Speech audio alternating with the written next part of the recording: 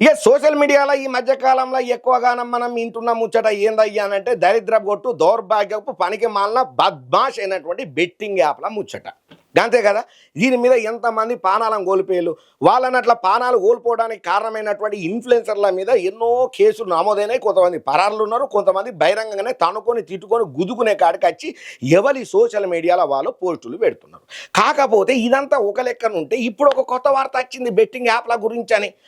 Go ఏమయ్యా అంటారా, ఒక అన్న 39 రూపాయలు పెట్టి ఒక టికెట్ కొన్నాడట, కానీ జాక్పాట్ కొట్టిండట బెట్టింగ్ యాప్లా.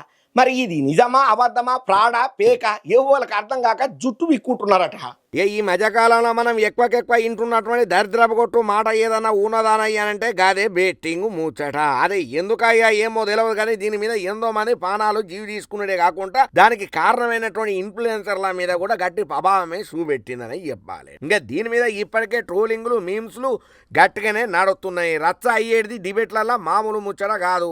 అయితే ఇప్పుడు ఈ ముచ్చట్లల్లో ఒక భయంకరమైనటువంటి నిజం తెలుసుతోటి ప్రతి ఒక్కరు ఆగలనా ఇదేందన్నా నిజమేనా అన్న మనం వింటున్నది, లేకపోతే ఇదంతా క్రియేట్ చేసే కంటెంట్ అని చెప్పి కూడా కామెంట్లు గట్టిగానే పడుతున్నాయి. మరి ఏమయ్యా గంతగన ముచ్చట ఎవరి కోసానికని చెప్తున్నావు అంటే, ఇది మన రాష్ట్రానికి సంబంధించిన ముచ్చటనైతే కాదు, ఉత్తరప్రదేశ్ ముచ్చట.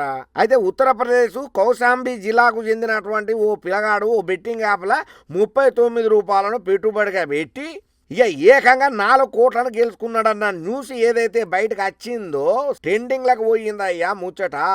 నేషనల్ మీడియా హెడ్లైన్స్లో కూడా ఈ టాపిక్ టచ్ చేసింది. దీంతో చాలా మంది అన్న ఏం అదృష్టం అన్నా నీది, నువ్వు కదా నా అదృష్టవంతుడు బట్టి అమ్మ తోడు మస్తు పైసలు తెచ్చినాయి, అన్ని పొడగొట్టుకునే కాకుండా ఉన్నాయి అన్ని అమ్ముకున్నాం, కానీ నువ్వు 39 రూపాయలు పెట్టి కోట్లు నీకు వచ్చినాయంటే చాలా గొప్ప ముచ్చటన్నా అని చెప్పి మస్తు కామెంట్లు ఎవరికి దోచినట్టు వాళ్ళు పెట్టుకుంటూ వస్తున్నారు. కాకపోతే దీని మీద ఇంకొక రూమర్ కూడా గట్టిగా వినబడుతున్నది.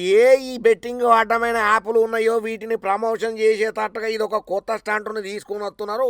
ఎంతసేపు మొన్నదాకా మా పానాలమేనే మా పైసలమేనే అని ముచ్చట్లే మేము బాగా విన్నాం, కానీ ఇక ఇప్పుడు దాన్ని మళ్ళీ ఓవర్టేక్ చేసేటట్టుగా ఆ వివాదానికి తెర పడేటట్టుగా ఈ బెట్టింగ్ యాప్లల్లో మళ్ళీ పైసలను మేము కూడా సంపాదించుకున్నాము చూసారా అని చెప్పేటందుకే ఈ అడ్డమైన అరకథ. ఇదంతా ఫరాడ ముచ్చట, ఫేక్ ముచ్చట, నమ్మలేని ముచ్చట అని చెప్పి చాలా మంది కరాఖండిగా కొట్టివాడెత్తున్నారు. అయ్యా ఏదైనా కానీ మీ కడపలో తలకాయ పెడితే మీ కాళ్ళు మొక్కి మీకు దండం పెడితే ఇటువంటి అడ్డమైన యాప్లను చెప్పే ముచ్చట్లను పనికి మాలినటువంటి ఫేక్ న్యూస్లను మాత్రం అస్సలకే నమ్మకుండా అని చెప్పి ఈ ముచ్చటరికైన ప్రతి ఒక్కరు కామెంట్ల మీద కామెంట్లు గట్టిగానే గుద్దుతున్నారు.